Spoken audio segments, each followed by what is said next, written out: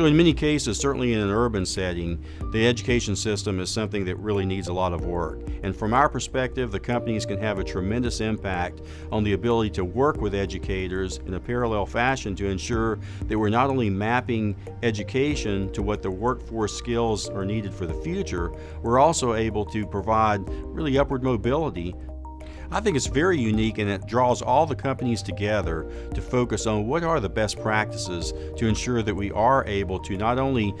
reach out to a broad population early on, particularly students, all the way to mapping their careers, what courses they take, what dual curriculum capabilities they have from not only deciding whether they're going to graduate from high school to go on to community colleges or to four-year colleges. Those are clearly opportunities for us to help early on in that early stage development. We as a company are certainly focused on it from our program that we call Credits Counts, that really addresses early education, maps it to dual curriculum with the Columbus Community College, and ensuring that we are able to ensure that these candidates are available to us in the future.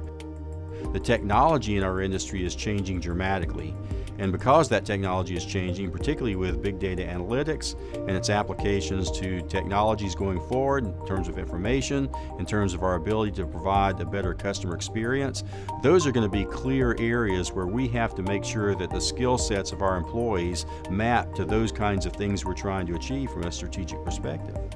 Education is key to ensure that we see the upward mobility that's needed. We as companies have the opportunity to really provide that social engine of change, not only from a cultural and diversity and inclusion perspective, but also in terms of the job skills that are needed for further advancement of the economies in the area. If we're able to achieve that across the board and ensure that there's a pipeline of ready talent, then certainly the economic development that occurs in the region will be tremendous as a result.